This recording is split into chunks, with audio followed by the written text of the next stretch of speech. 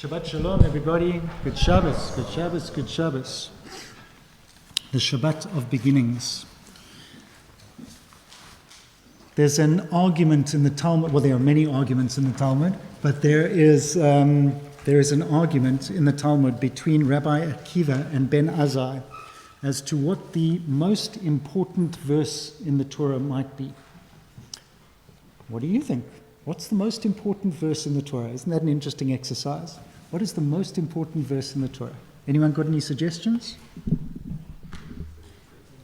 Tzedek tirdof, says Greg. Justice, justice, you shall pursue. That is a great contestant for the most important verse in the Torah. Great suggestion, Greg. I love it. Others? B'reishit bara Elohim. In the beginning, God created the heavens and the earth. Say again, Brian. Love thy neighbor as yourself. Beautiful. Lovely suggestion. Anyone, any others? You want to throw into the hat? Shema, maybe? Yeah, Shema. We like the Shema. Anything else out there? 10 Commandments. Say again. First verse of the Torah. Bereshit bara. God created. Yep. Beautiful. Any other votes? All good suggestions. So Rabbi Akiva puts forward Brian's suggestion. Rabbi Akiva says, "V'ahavta l'reacha kamocha." This is Zeh Klal Gadol b'Torah. This is the most important verse in the whole Torah. You shall love your neighbor as yourself. I am God. You shall love your neighbor as yourself. Most important verse in the whole Torah. And there's merit. That is a very, very important principle. Loving your neighbor. There's the story that many of us think we know in the Talmud of Hillel and Shammai when they are approached by a certain provocative question. So a man comes up to Shammai and he says, say again? A one-legged person. He comes to Shammai and he says, teach me the whole Torah while I stand on one leg. And Shammai is furious. How could this person think that the whole Torah can be, unless they are a yogi who can stand for a couple of years on their one leg?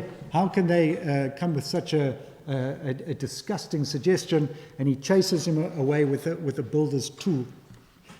Life-threatening moment. So he is not put off because he then goes and knocks on the door of Hillel, and he says the exact same thing. Teach me the whole Torah while standing on one leg. And as we famously know, Hillel says, such a learned congregation. So many people say, love your neighbor as yourself, but that's not what Hillel says. Hillel says what you said, which is what is hateful to your neighbor, what is hateful to you, do not do to your neighbor. This is a very different standard to love your neighbor as yourself. So don't do what's hateful to your neighbor. Okay, I shouldn't go and dump my rubbish over the wall of my neighbor. I shouldn't go and pick their prize roses and give it away. That's a basic level of neighborliness, not to annoy your neighbor. Fair enough. Love your neighbor, that's a much higher level of requirements. Loving your neighbor as yourself, whoa, you've got to love yourself and you've got to love your neighbor. There's a lot involved in that verse. Anyway, that's Rabbi Akiva. Let's now find out what Ben Azai said. Ben Azai said the most important verse in the whole Torah is that when God was creating the world, God created human beings in the divine image. Why might that be more important than Rabbi Akiva's? Why did Ben Azai bother to try and trump Rabbi Akiva with another verse? What was he offering that Rabbi Akiva wasn't offering?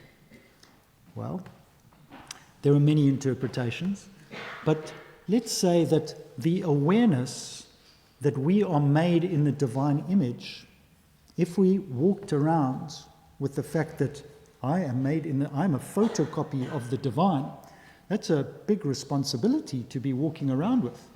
To be a representative of God on the earth, to be God's hands and heart and legs in this world, that's big.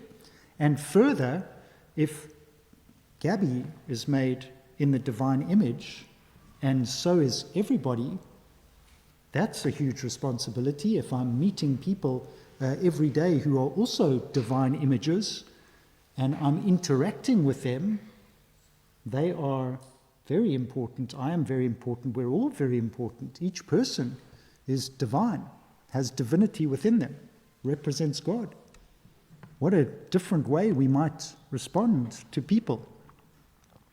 So in some ways, Ben Azai is going down, if we read it this way, is going down the same track, but he's approaching it in a different way. And if we take both of their verses together, then we have a sense of respecting the other for their divinity and attempting to love ourselves and them. I said it's a Shabbat of beginnings. There's a Kabbalistic way of looking at the first word, B'reishit. In the Tikkunei Zohar, it says B'reishit. It says, not in the beginning of God's creation, it says Bet, the first letter of the Torah, Reishit. There were two starts, there were two beginnings to the making of heaven and earth. And there are many interpretations about that. The Midrashim, that God created a world and destroyed a world. Some say God created 10 and destroyed them before this world.